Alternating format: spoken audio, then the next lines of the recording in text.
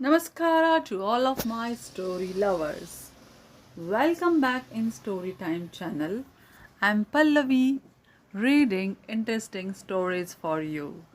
Today I'm going to read The Princess Who Became a Wedding Gift, taken from the book The Daughter from the Wishing Tree and written by the great Sudhamurti.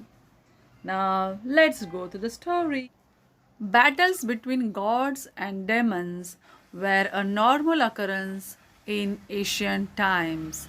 Brihaspati, the guru of gods, was renowned for his wisdom.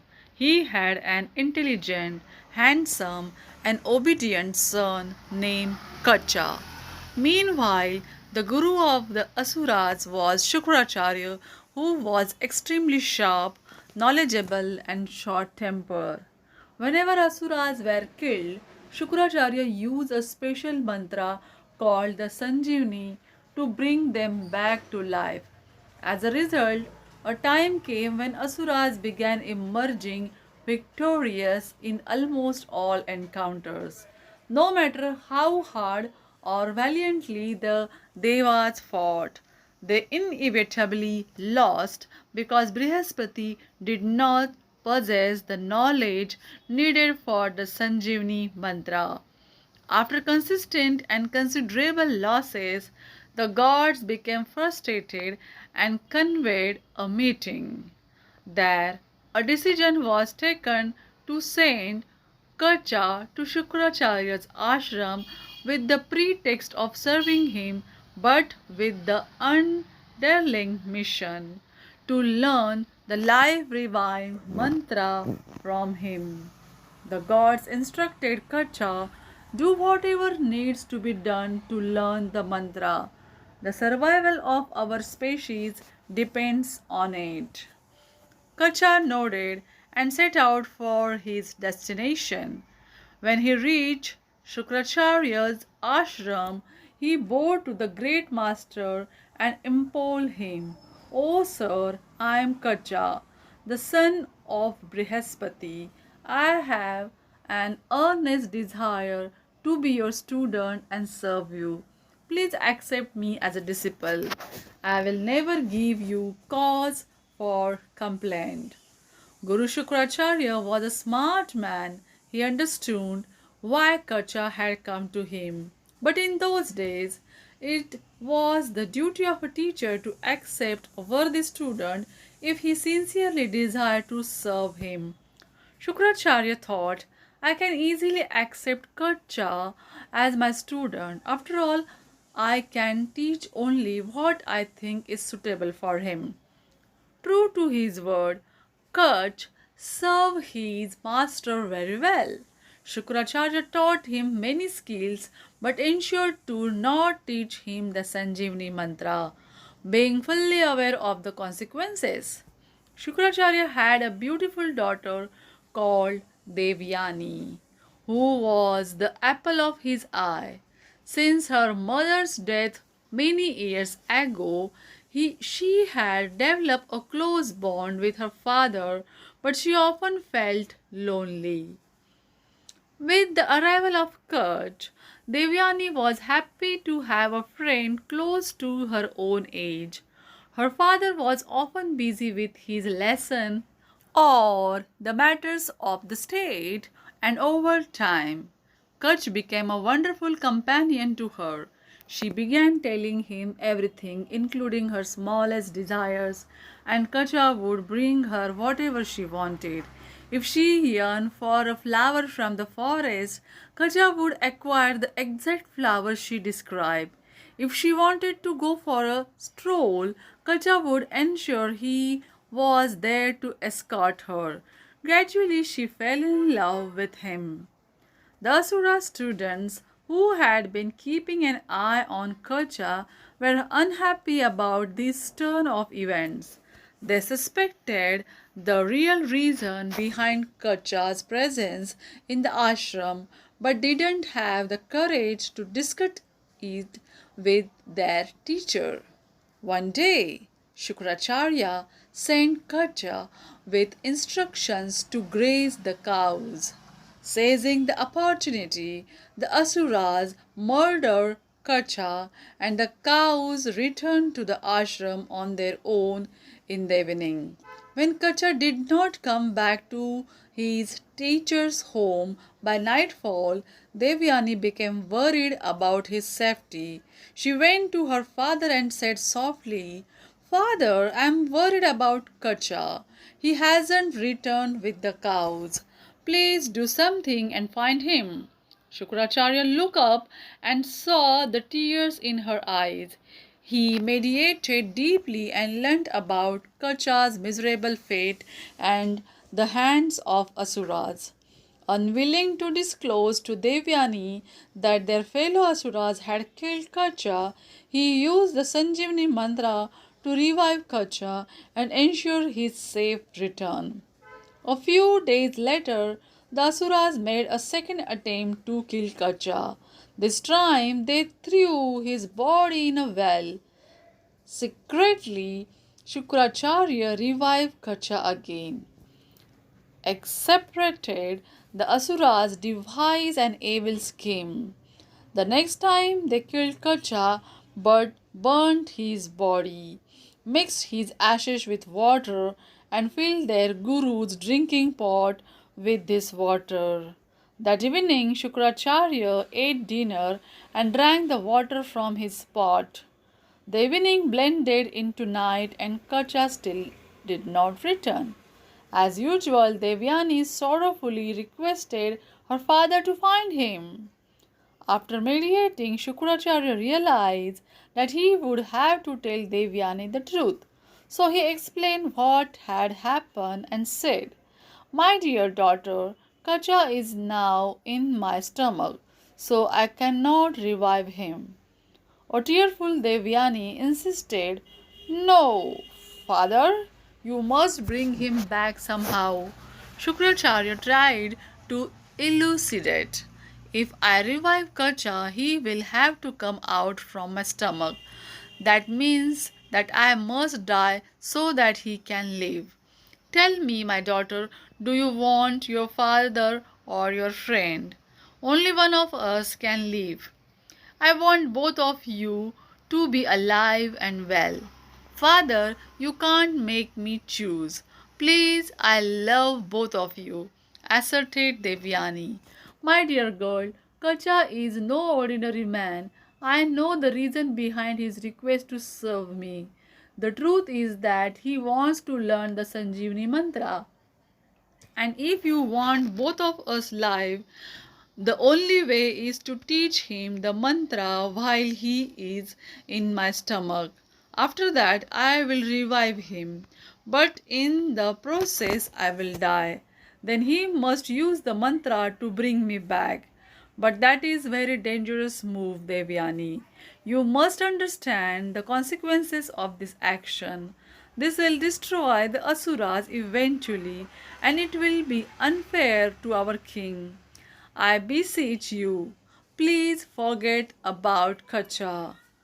But headstrong that she was, Devyani refused to listen to her father. "I will tell Kacha not to use the mantra for any purpose other than to bring you back to life. He will listen to me. I know he will.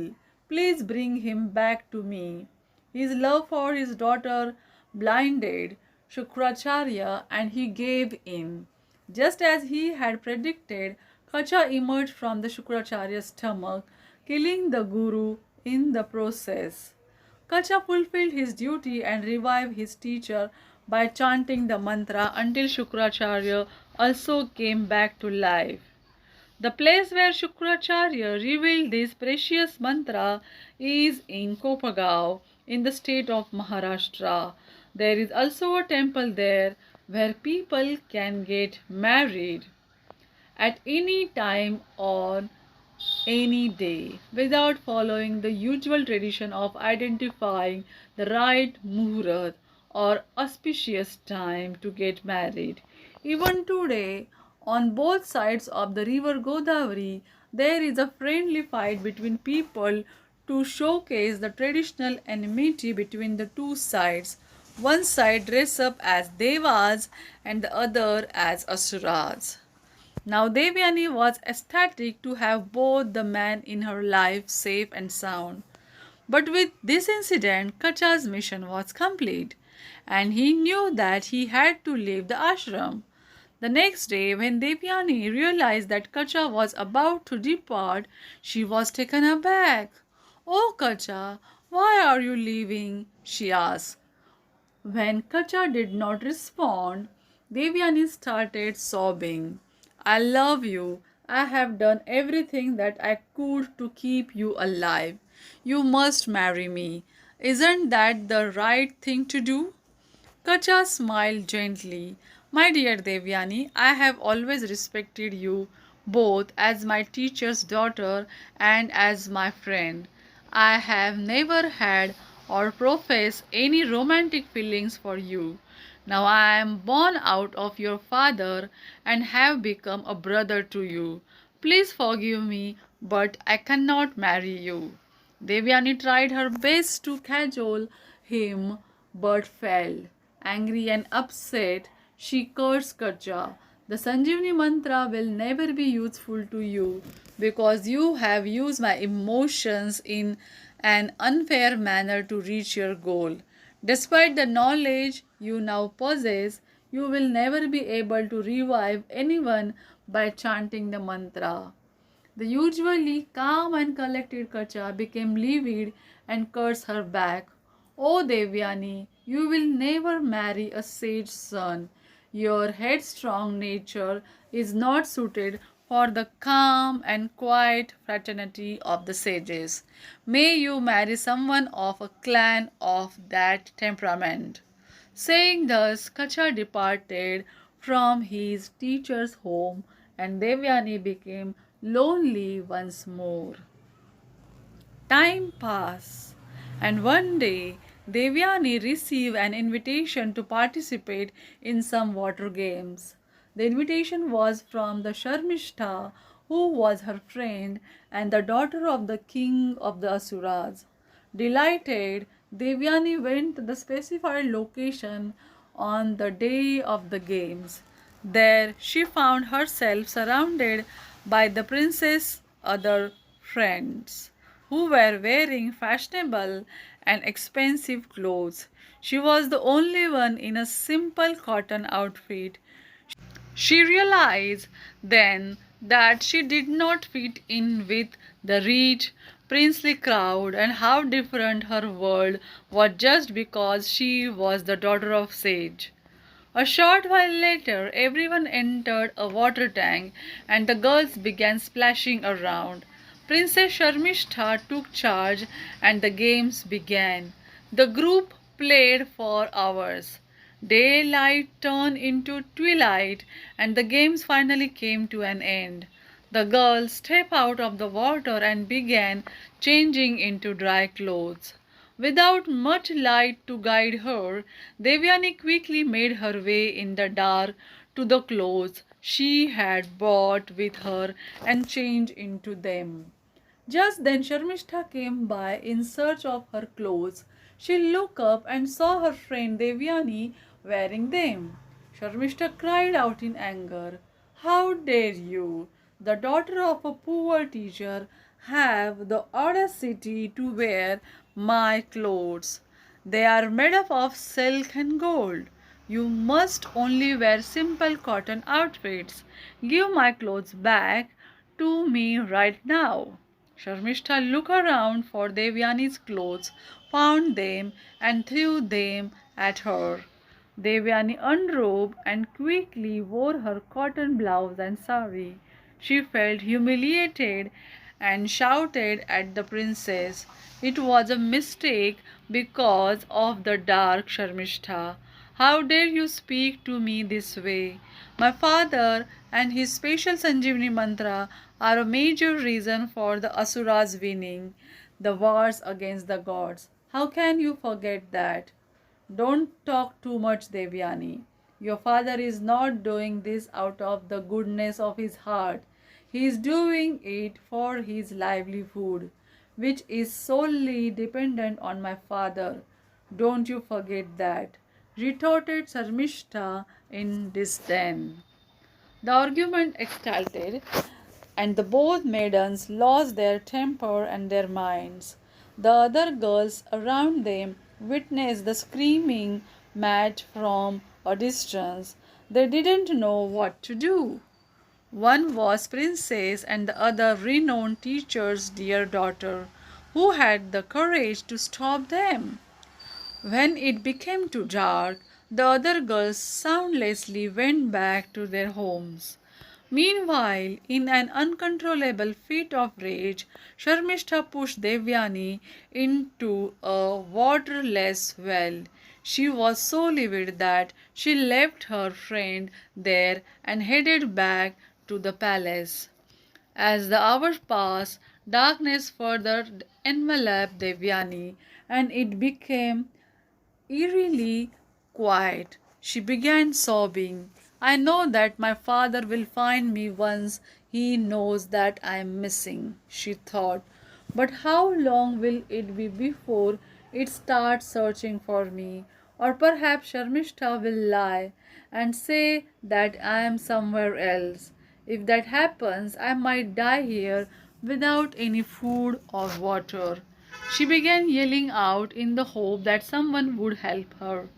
Finally, in the wee hours of the morning, a chariot passed in the distance. The chariot belonged to King Yayati, who was the son of Nahusha. He heard a faint cry for help and wondered who it was. He brought his chariot to a halt and followed the sound of sobbing girl coming from a well nearby. When he peeped inside, he saw a lone maiden. He couldn't see her face clearly, but due to early light of the morning, he could faintly see that she was a beautiful girl. He extended his right hand, and the maiden placed her right hand in his. With a firm tug, he pulled her out of the well. Yayati introduced himself. I am King Yayati. It is a shock to see a beautiful maiden such as you yourself stuck in the well at this hour. What happened? Devyani bowed and said, I am Devyani, the daughter of Shukracharya, the guru of Asuras.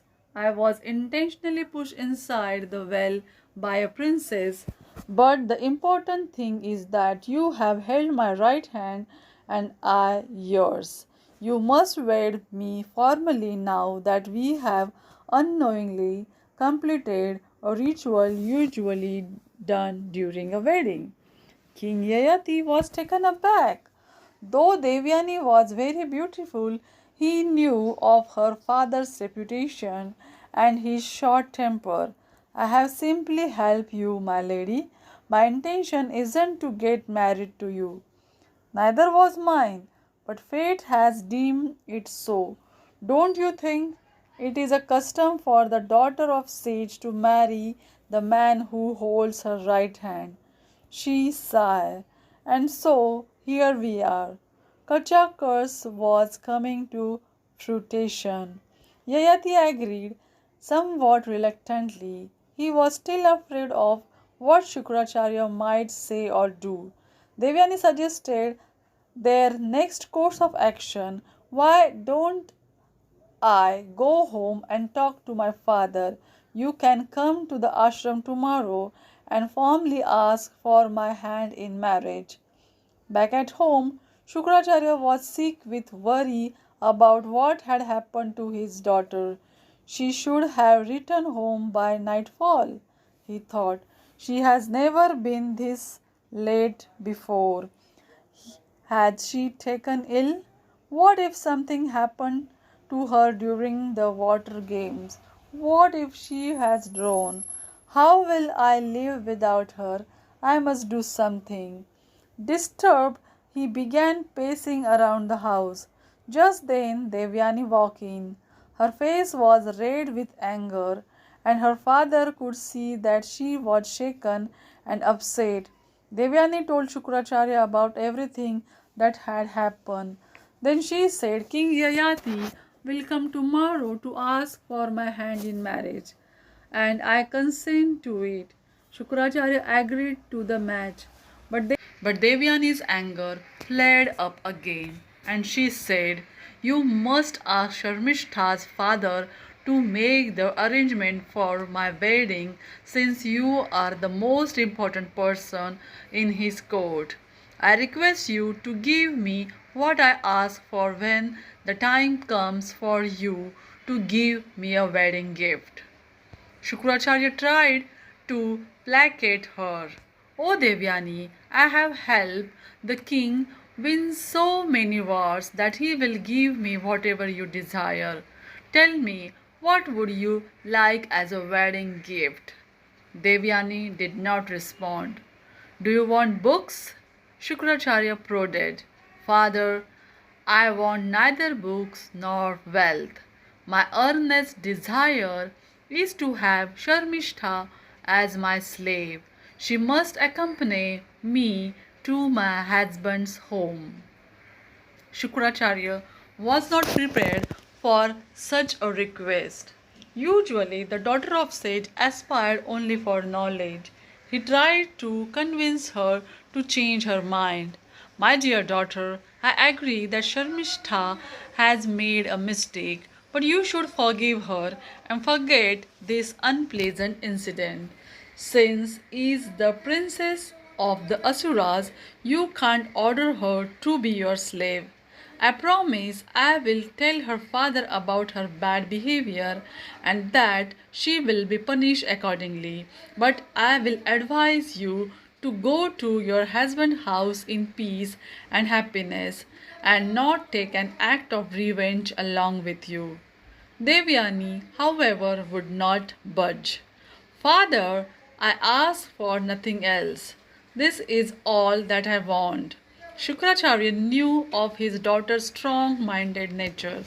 There was nothing he could say that would change her mind. Perhaps her not having grown up with a mother had made him more lenient towards his daughter, resulting in her stubbornness. But now it was too late. He had no option but to approach Sharmishta's father, the reigning king Vrishaparva. In the king's court the next morning, Vrishaparva was surprised to see Shukracharya, the great Guru, approaching him in distress. The king asked him, Sir, is everything all right? Shukracharya told the king about the incident from the day before and firmly asked him to ensure that Sharmishta was given as a wedding gift to Devyani. The king was in fix. He thought, if I don't agree to Shukracharya's demand, then the great Guru will definitely walk out of my court. He may even join the gods, which will surely signal my defeat and the end of my reign. No, I can't allow that to happen. Not for the sake of my people. A king must sacrifice for the greater good. He sighed. He knew what had to be done. With a heavy heart, the king went to the princess' chamber. Sharmishta was unaware of the drama that involved her. She was in fact sitting alone near a window and feeling low because she realized that she had treated her friend Devyani unfairly. She cursed herself and her behavior. Why did I have to be so rude to her? She has come to my palace multiple times and has never glanced at or expected fancy jewelry or clothing from me. She is a simple girl who doesn't care for money or display. How will I face Devyani now? When she saw her father entering her room and noticed how upset he looked, she thought Guru Shukracharya must have complained to my father about my behavior. He must be so disappointed in me. So she decided to bring up the topic herself. Father, sometimes my tongue does not cooperate with my mind. I know that I have made a mistake. Please forgive me. I shouldn't have done what I did, not as a princess or as a friend. It is unacceptable. If you want, I will beg forgiveness from Devyani and her father, she cried. King Vrishaparva sat down and told her what Shukracharya had asked of him. It was worse than what Sharmishtha could have ever imagined. She wept but eventually agreed with her father's opinion. It is true that a princess' life is less precious than her kingdom. I will obey Devyani no matter what it cost me. It probably serves me right, she said, and so she agreed to become Devyani's slave. Thus, Devyani got married to Yayati, and Sharmishtha followed her as a maid to her new home. Devyani ensured that Sharmishtha was tucked away from the eyes of her husband and the other royal courtiers. Sharmishtha resided in an outhouse at a considerable distance from the main palace, and over time she was forgotten about and left to her duties. King Yayati and Devyani did not have an easy marriage. She was stubborn, short tempered, and the two frequently quarreled. In time, they had two sons, Yadu and Turvasu. One day, Yayati was wandering in the royal gardens and saw a beautiful maiden working near an outhouse. He had never seen her before. Something about her graceful movements made him curious. She did not fit the description of a royal maid. Despite her clothes, she seemed to be a lady of high rank. He approached her and asked, "Who are you?" Sharmishta bowed her head, introduced herself, and recounted her side of the story. King Yayati took pity on her. He found her to be so attractive, charming, and easy to talk to. After that first meeting, he met her many times and asked her to marry him in secret. By then, Sharmishta had also become fond of the king, and despite her reservations, she agreed to marry him. Together, they had three sons, Dhruyu, Anu, and Puru. The years passed, and Devyani remained unaware that her husband had also married Sharmishta. One day, Devyani's children Yadu and Turvasu were playing with a ball a little distance away from the main palace. Suddenly, a ball flew high up in the air and fell near the front door of a small house nearby. Three bright-eyed boys came out and gave the ball back to Yadu. Devyani had been observing her children from a distance. Even from there, she was drawn to these three boys. She knew they weren't ordinary servants, so she approached them and asked, "My dear boys, I have never seen you before. Who are your parents?" One of the boys replied, "My mother is Sharmishtha." Instantly, Devyani recalled her forgotten friend and slave. "Who is your father?" she asked. Just then, Yayati's chariot stopped nearby. The boy pointed at him. Devyani stood rooted to the spot. "Does that mean my husband has married my slave and the nemesis, Sharmishtha? Would he really do that to me?" She wondered, her eyes clouded with disgust and anger. She walked up to her husband. "Is it true that you are the father of these three boys?" she thundered. "Yes," replied Yayati. Without a word, Devyani turned around and went to her father's home. Once she saw him, she couldn't control her tears and cried her heart out. She told her father about how Yayati had deceived her. Shukracharya tried to console her. "Mistakes happen, Devyani. Forget about the past and forgive your husband and Sharmishtha. Be magnanimous and treat the children and their mother well. You are the first wife. The honor and the kingdom will come only to your children. But Devyani did not care. She wanted to punish Yayati and beg her father, I want you to curse my dishonest husband. Think about the consequences to your children, Devyani. Shukracharya advised. She continued as if she hadn't heard him. Curse him so that he loses his youthful good looks and body, and instead become an old man immediately. Then he won't be able to attract any woman. Once again, his love for his daughter overwhelmed Shukracharya, and he used his yogic powers to curse his son in law.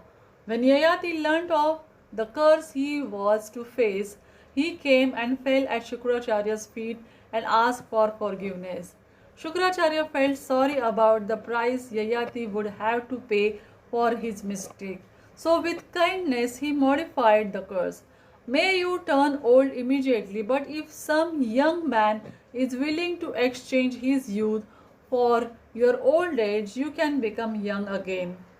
At a time that you deem appropriate, you will have to reverse this and give the man back his youth and accept your old age. King Yayati bowed, thankful for the leeway that he had given. I want to be young for a little while longer and enjoy whatever life has to offer, he thought.